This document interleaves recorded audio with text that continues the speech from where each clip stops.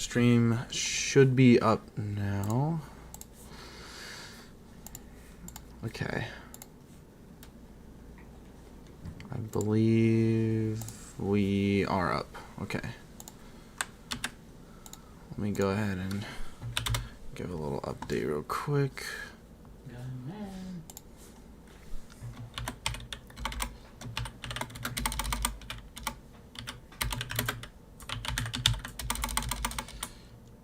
I'm gonna mute this for one.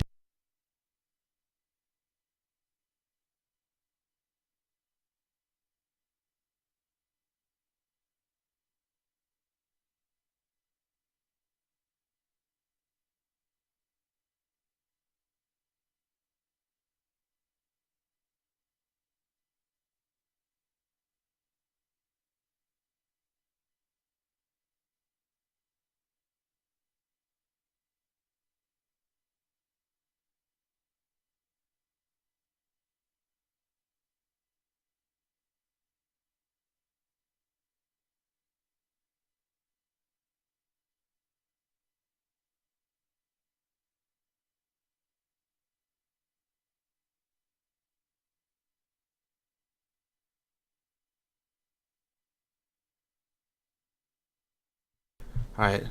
Hello, Jessica Barnes. Okay, let's go ahead and actually start talking about this now. Now that I got everything up and going. Okay, so hello everybody that's joining in now. We're doing a real quick live update as we have the 0Z HRRR model, which is our high resolution rapid refresh model. A very short-term model. And it's actually coming in with cape values, dew points, a lot of concerning things about this setup that are trending really in the wrong direction. We're reaching almost 1,500 cape in some areas on this model here in west central Mississippi, which would cause, honestly, a very bad situation down here where we already have insane kinematics. And kinematics are things like your shear, your directional shear, your speed shear. So you combine the thermodynamics, which is your energy, your dew points, with those insane kinematics that we already have, and you have the chance for seeing multiple longer track violent tornadoes down here in this range.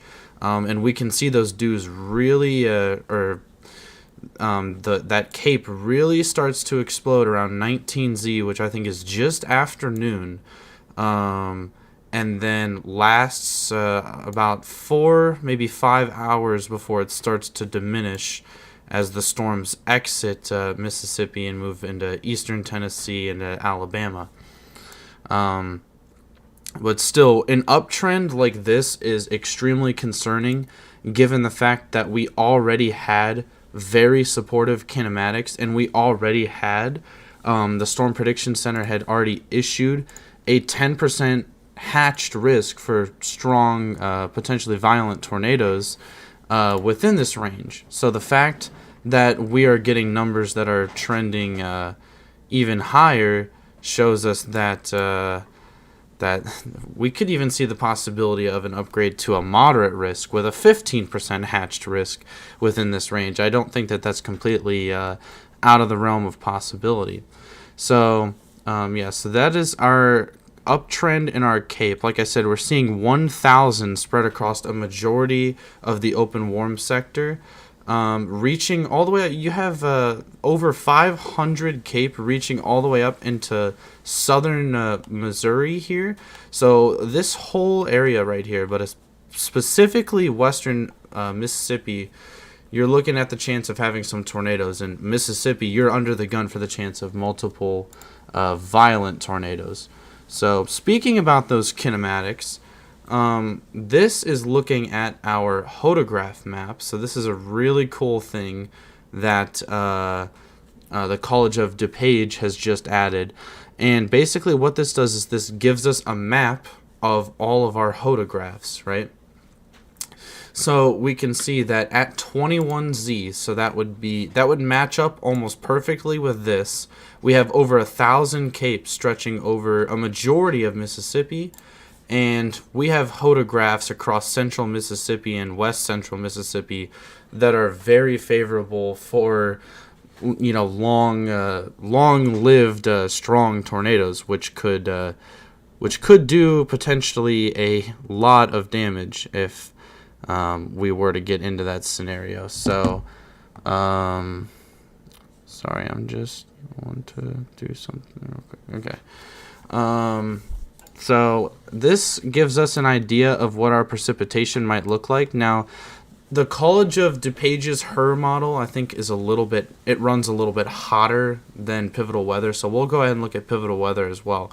But you can see all these cells definitely have much more of a supercellular shape to them. It's a little bit more of a semi-discrete setup rather than more of a linear setup here. It is still going to be messy, but much more of an opportunity, in my opinion, for isolated supercells that could produce potentially some longer track, more violent tornadoes than what we initially anticipated. So we'll go ahead and look at the HRRR model, which paints us just a little bit more of a toned down picture, at least.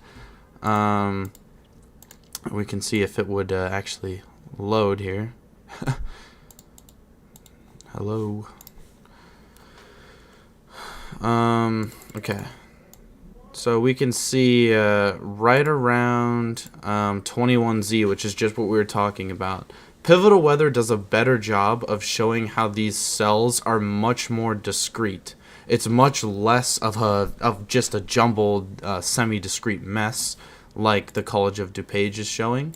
Pivotal Weather gives us a little bit more of that proper picture where all of these have almost a little bit of a curve to them. They look like supercells, literally on the map here. If I click on every single one of these, it's going to have a tornado hazard, obviously, with 700 cape, and you have this large fish hook hodograph. So just to remind everybody what a hodograph is that's your top-down view of the winds within the atmosphere. So this shows you that we have winds coming due south, and then they're turning more west with height. So you have natural turning in the lowest few kilometers of the atmosphere. Obviously, where do tornadoes happen? The lowest few kilometers of the atmosphere. So that's definitely something of huge concern. And another thing that is leading to more cape and the uptrends that we're seeing in the models is some of our dew points are trending upwards, right? Yeah, 1 second. Just let me say that. So you can see we have 65-degree dew points stretching all the way up into southern Missouri, near 70 dew points kind of covering a majority of the warm sector here in western Mississippi, southern Mississippi, and Louisiana. What are we looking like in Dayton? Well, for Dayton, we're kind of just going to be in that rain mode. We're not really going to be seeing any real severe weather or even the winter weather that's going to be on the northern side of it. You're pretty much going to see some rain, and that should be about it for Dayton. But obviously, if anything looks like it's going to change with that, I'll update as soon as I would get any inclination of that. But we'll go ahead and here we'll just do a quick view of this, and you can see. So no snow. Yeah, I don't think you're really gonna get. I mean, you might get a little bit of some wintry mix on the back end of this. I mean, you almost get some dew points up here, but I would doubt it if we see any severe weather up here. Thanks, friend. I follow you on Twitter, so I'll be looking. Hey, thank you very much. I appreciate that.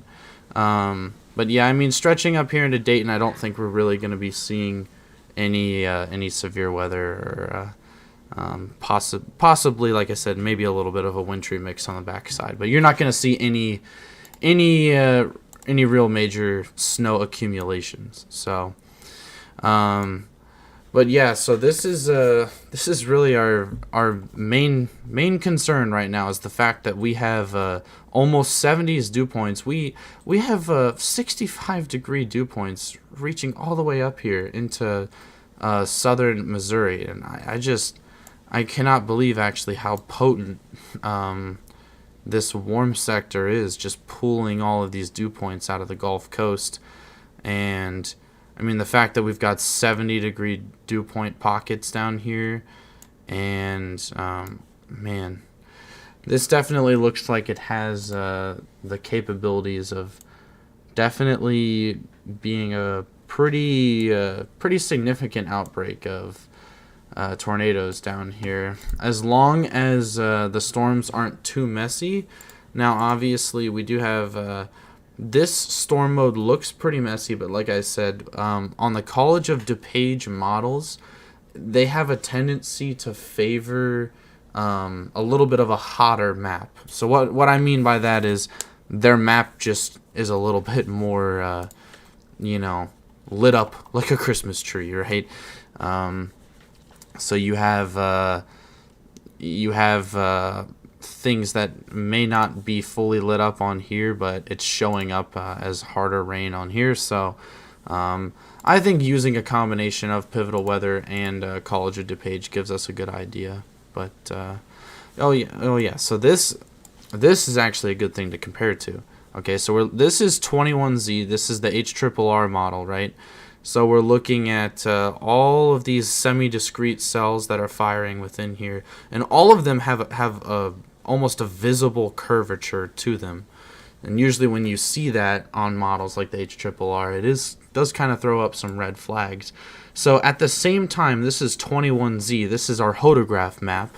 Exactly where all these cells are located, we have incredibly strong lower level shear. You can see all of these hodographs have a perfect curve to them, and that is supportive of long-lived strong tornadoes. We probably could see tornadoes track for multiple miles, and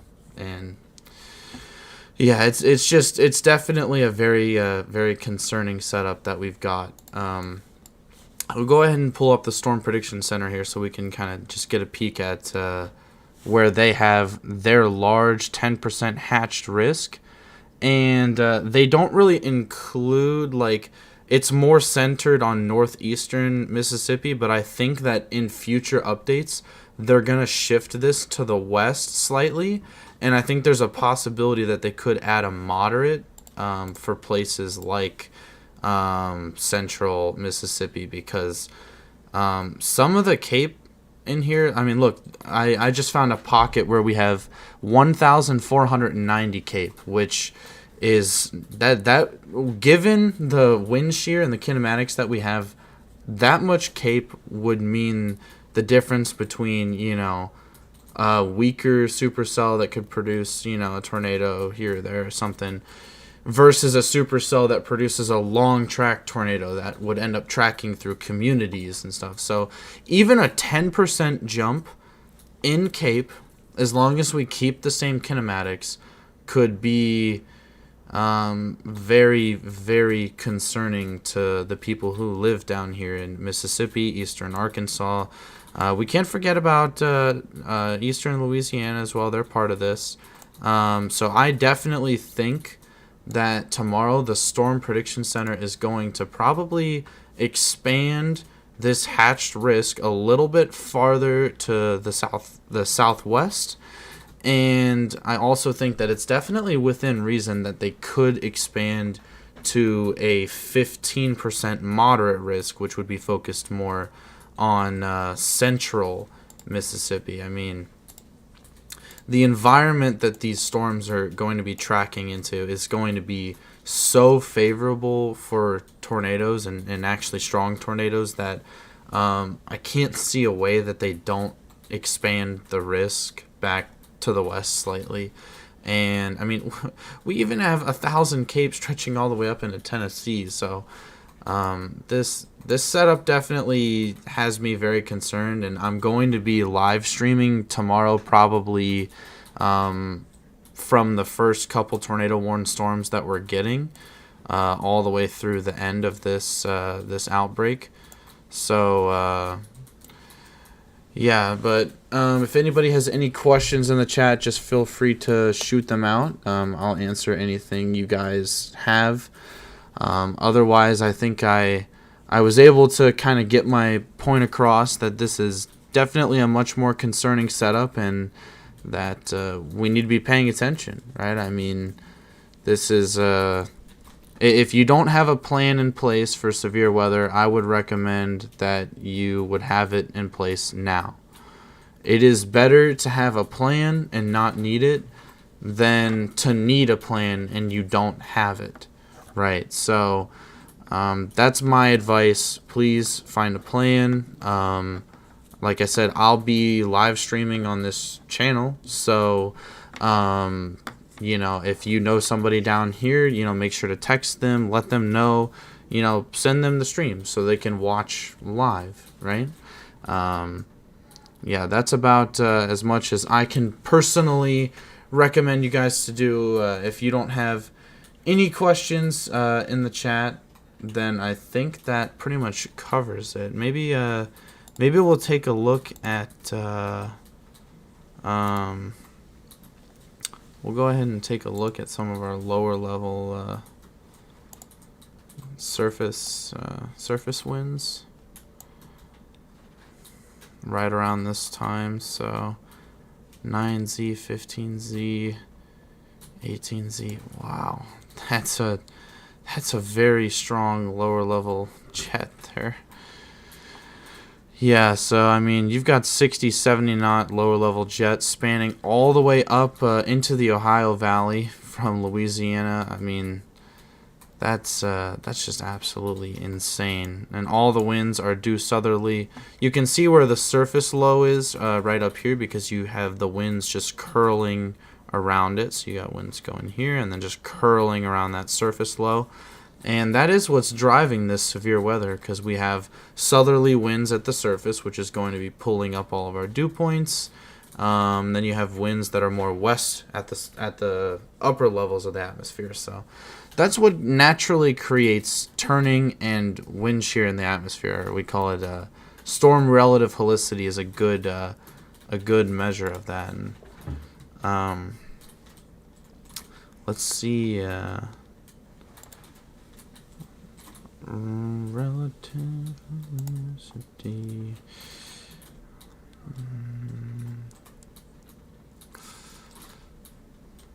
I'll go ahead and just take a peek at the significant tornado parameters. Try to get an idea of so what this does. The significant tornado parameters are just STP for short. What this kind of does is it takes all the parameters that we use to measure tornadoes and just kind of averages them all together to create one parameter that measures from 0 to 10. So you can see we have some measures of 3, nearing 3 here on the scale, which is relatively high. I mean, that's not a low reading at all, even though it's 3 out of 10. And then as we move into the early morning hours, that's whenever you start to get these much stronger lower level winds. That better shear comes into place. And that's STP nearing 5 out of 10 on the scale, which is, and yeah, we do have some readings over 5 here. So I would definitely be concerned. And obviously, like I said, I'm going to be streaming for tomorrow. But yeah, I know I've been rambling a lot, so I think that that this is the point where I will end it off. But yeah, tomorrow is definitely cause for concern. I do think that we're going to see the Storm Prediction Center expand this risk a little bit farther west. There is the potential as well that they add a 15% risk here in Mississippi. So yeah, but If you guys don't have any questions, then thank you so much for tuning in to check out the stream. Like I said, I'll be streaming tomorrow, so if you want updates, just feel free to subscribe, check in, view the channel, you know, whatever I can do to encourage you to take safe steps to, you know, oh shoot, did the stream just go offline? No, it didn't. We're good. I thought it did. Take steps to potentially save your life, right? So, alright, well, that's all I have. Stay safe out there, guys. Peace out.